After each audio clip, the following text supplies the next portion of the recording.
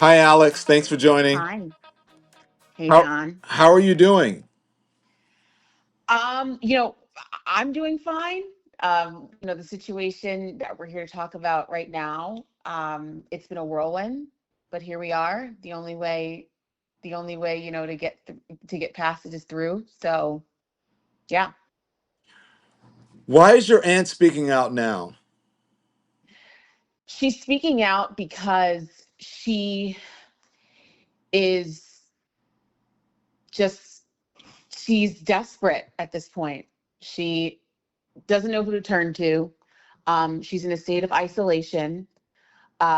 She's unable to really go outside, be around people, feel the sun on her face, all of the things that make sense in terms of her just being able to be a person about society has been stripped from her. And we have done all we can to try to, find some sort of solution for her to live a dignified life. And it's not working. And so that's kind of where we're at now in terms of her wanting to speak out and talk about this.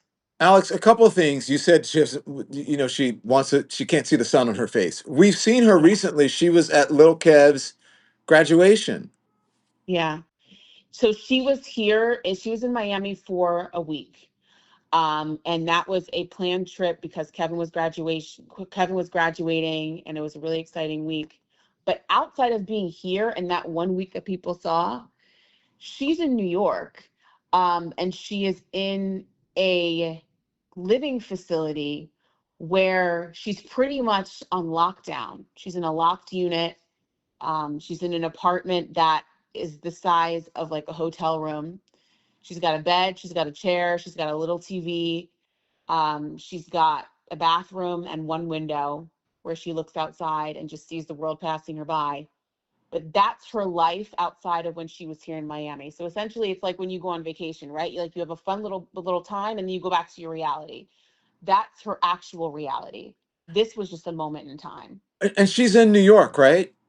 Yeah, she's in Oh, New York. okay. It's a couple of things. And then how did she end up in New York? Wasn't she, first of all, tell me, she was in Connecticut. Is that correct? In a facility. Yeah.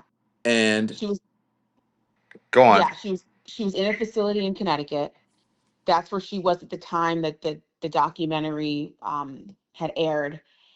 And at some point, throughout her time being there in Connecticut, she was constantly talking about, eventually getting out of there and going to New York for a short time before she'd be able to jump from New York to Miami, which is where she wants to be. And she left Connecticut somewhere mid-year last year, and then and then got to New York. And that's where she's been in New York now since about the summer of last year, in the place where she is now. How'd she end up in Connecticut, first of all, in the facility? And what type of facility was it? Yeah, I don't have all the specifics in terms of exactly what type of facility. All I know is that she was surrounded by older people who had their own set of issues. And the Connecticut situation came after what people saw in the documentary, and just kind of her state at that time. And I guess at some point, the powers that be in terms of people that have control of her life at this point decided to put her in some sort of facility in Connecticut. And Okay. that's where she was until she was moved to New York. Because I was under the impression that she was in a facility in Florida, but she was Yeah, never. Okay. And the yeah. decision to move to New York was her decision, or I'm a little foggy on those details in terms of exactly whose decision that was, but I do want to err on the side of feeling as though those were larger conversations that were had outside of her, and it was decided that that was where she was going to be until they figured out whatever the next steps were. The problem is, and this is, you were talking with this, why does my aunt want to speak out now and why is she so desperate to speak out, is that whatever those next steps were in terms of her being able to move where she wants to go, which we've heard many times, she wants to come to Miami. those next steps just never came. And so her feeling is, how long am I going to be in this situation? Every day, every week, every month goes by, and I'm still in this situation. Okay. Um, and so that's kind of what sparked her feelings to say, I have to talk. I have to say something at this point because I don't know how and when I'm going to get out of here.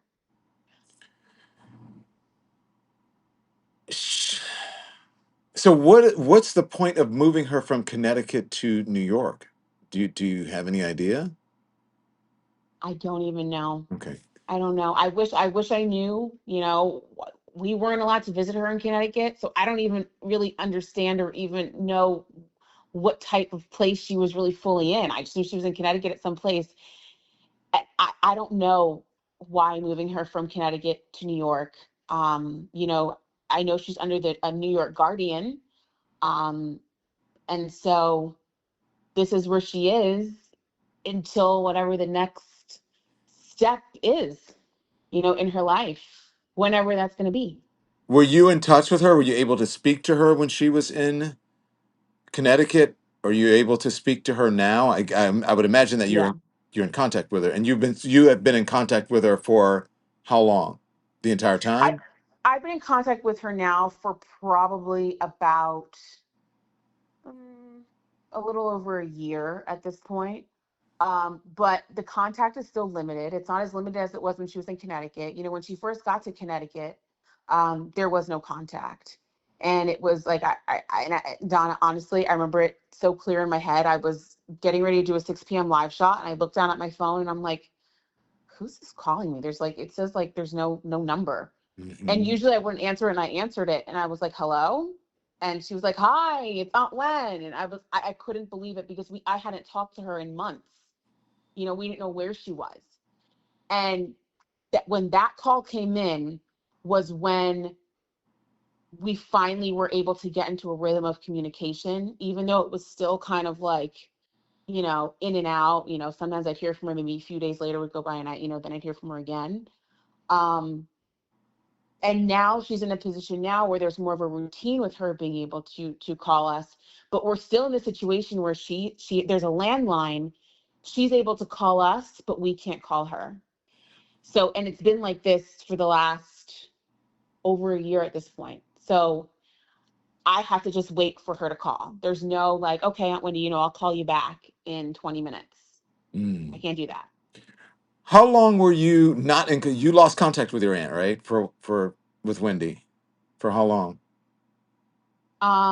I lost contact with her. Oh man, for so it's all blurring together. Honestly, I can't even remember the exact timetable, but I will say it was months. It was months. And you had no idea where she was. No. And the caregiver, what's the caregivers? Are the guardian? What Yeah. the guardian never reached out to you at all, to the family? At some point along the way, the Guardian just stopped communicating with us. Okay, So okay. here Alex, we are. Yeah. I and I know your mom, right? Wendy's sister. I can't Yeah. imagine not being able to be in touch with my family member or my sister. How did the family lose contact or control or, over your own family member, over your aunt, over her sister? Because if something happened to my sister, I would just go and grab her and take her away and make sure that she was with me. How did this happen? How did you lose control, the family? Yeah. There's so much legal stuff that has happened that I just am not privy to. And, that's just the reality. Um, and I unfortunately wasn't involved the whole time in terms of how any of this got started. That I can't even give a full timeline in terms of what happened all along the way in terms of point A or point B. But what I do know is that once the guardianship system was put in place, we were pretty much left on the outside. And that's how it's been since 2023. But how does someone else get 2022. control of your aunt? Is this something that she signed? Is this like how does someone else get control of her? Is this person in control of her finances? She's in control of everything. And there's a lot that and there's a lot that I can't say and don't want to say because it is such a legal situation and because I don't know, because I wasn't involved. Do you think Um, Wendy signed her, gave her power of attorney or something or control and was not in her right mind or maybe I don't some? know. Okay. I don't know. I don't understand that part of it, and I know that you can't speak on it. I don't want to Yeah. dig too much, but do you understand why I'm asking these questions, Yeah. right? Yeah. Because it Yeah. just seems Absolutely. it's just such an odd situation. Now it has been in the public that with the whole Wells Fargo thing and Wendy's money and whatever, is she allowed access to her assets? Right now, she personally is not. Like everything is controlled by this guardian. So and she's gonna get into that more, and I'll let her talk more about that. Um, but yeah, she's not in control of anything right now. How do you feel about this? I'm heartbroken over it. I'm heartbroken, you know.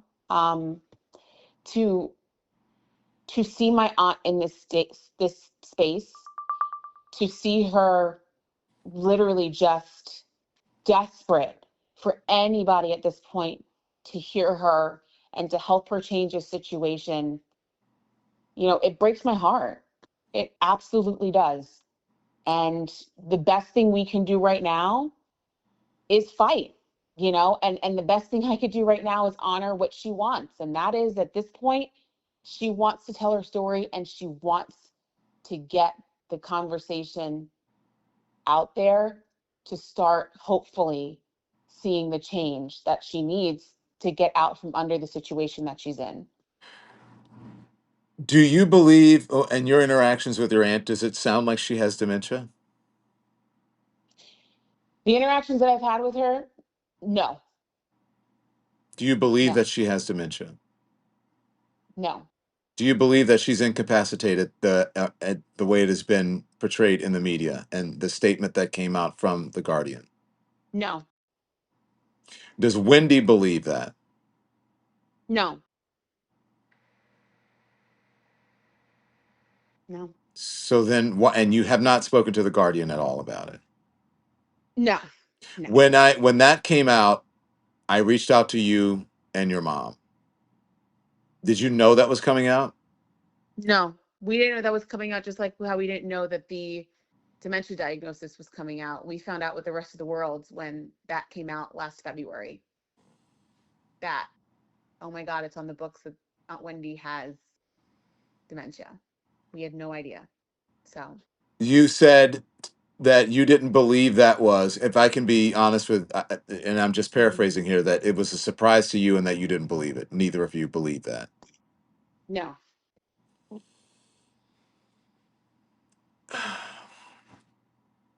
yeah. Have you spoken to your cousin, Kevin? Yes. How is he dealing with this? I mean, he's doing the best he can. I don't want to get too much into him, um, you know, because that's his story to tell. But, he just graduated college, which everybody saw, and he's living his life. He's in contact with his mother? I believe so. Wow. Yeah. And so she obviously saw him at the graduation, correct? Yeah. Yeah. You were at the graduation, correct? I wasn't there. No, no, no. It was in Florida, right? He went to school in Yeah. Florida. Yeah, because he had Yep. an apartment there. And I remember, honestly, this is going to be sound really personal. I was in the kitchen making myself lunch. Wendy was on the couch at my house. She had come to visit me. She called me and said, I cannot be in this apartment in New York. It was during COVID. Or maybe it was a year after, I forget. And she said, I can't be in this apartment by myself alone. May I please come visit you? And she did. And she was planning I don't know if it was his 18th or his 21st birthday or something. It was a big party that she was planning for Yeah. him. And that was, and he had an apartment in Miami. And that was one of the last times I saw Wendy, I believe, because she came to visit me twice during that time. Um, but I never, and I look, let me just be honest with you, and I'll talk to her about this. But I remember when she sat on my couch, and Hmm. it's not a secret that she wears a wig. She took her wig off, and I was like, Wendy, I've never seen you without your wig. God, my God, you're beautiful. I like you without it. Would you ever go? She goes, would you ever go on camera? She goes, I would never, Don, because people are used to seeing me with that on. She did in the documentary. She took it off, but and we sat there on the couch, and I talked to her, and she told me that what she wanted for her life, and I could see the frustration and the changes in her, and that it was weighing on her. Hmm. But then I would not hear from her, and then all of a sudden, like you, I would get a phone call with no, number, and it would be like, "Hi, it's Wendy," and I'm like, "Okay, where are you? Where have you Yeah. been?" So I don't know what happened in that time, but Yeah. what do you want to happen, and do you think that this guardian person is open to it? From all of my interactions, and when I say interactions with the guardian, I mean none. From all of my my experience with the situation in this guardian, I don't know how open this guardian is to making the necessary changes for my aunt to live a life that is in line with the woman that she is today. And and that's sad. My hope is that there is still a pathway forward to that. Mm-hmm. um, she has a family that loves her. uh, I love her. And I'm talking now, and Don, I mean, I haven't talked, because this is such a sensitive situation, but I'm talking now because my aunt has said that this is what she wants. Mm-hmm. And I'm not going to move when it comes to her life and how she wants that delivered. I'm not going to move on anything until she says, this is what I want to do. Okay. And that's where we're at. She's saying, this is what I want to do. And I need people to get loud, and I need people to fight. Okay. And so that's what we're doing. Let me ask you this. Yeah. When we see that, well, Alex, I'm just going to be honest, and I'm going to ask you a couple of blunt questions. Yeah. This isn't the Wendy that we're used to seeing when we see Wendy now. Hmm. And but do you still believe that she is okay? That she is not. You don't believe that she has dementia. You don't believe that she has the issues that this guardian is saying that she has. No. And I mean, the Guardian has come out and said that she is permanently incapacitated. Everything about my aunt in terms of how she moves now, and how she talks, how she walks, how she engages with people, is not a permanently incapacitated person. She's Okay. not permanently incapacitated. And I'm not a medical expert, but I can say that with certainty in terms of just being a human being about, the world and interacting with people. This woman is not that, So, you know? Alex, you weren't there, but Wanda was at the graduation, right? Was your aunt was at the Yeah. graduation? So, and what did your aunt say? I mean, what does your mom say about Wendy being with her, and what were her thoughts? Well, her feeling is what everybody feels, is that she's happiest when she's around people that love her. Mm-hmm. And I think that a lot of people in my family would echo what I'm saying. She's happiest around people that love her. And she's happiest when she's able to socialize Mm-hmm. with, whether it's friends, family. And that was very clear when she was down here. Mm-hmm. She was happy. She was happy. Would you guys be willing to take responsibility for her if the guardian would relinquish the control? Well, you know what? That's up to the court. I've been very clear. I'm not going to speak for other people. I've been very clear that I'm willing to step up and do whatever is necessary for my aunt. Um, Wanda, do you know where is Wendy's money? Does she have any left? Do you guys know? I don't know. I don't know. So, You don't know. yeah. Alex, Yeah. anything else? No, I think that settles it for now. Thank you, Alex. Yeah. Thank you, Don. Appreciate you. Okay, you as well. Thanks everyone for watching. Your support means the world to us. So make sure you hit the like button and you subscribe to our channel to make sure that you never ever miss a video. We're live every day, 10 a.m. Eastern Time. We drop even more content at 2 p.m. Eastern and 5 p.m. Eastern. And if you want more Don Lemon Show content, we'd love for you to become a member of the Lemon community, where you will receive access to special community posts. You'll get exclusive content and members only live shows. So head over to our channel page or click the join button on this video. Again, thank you for watching. We appreciate your love and your support, and we will see you next time.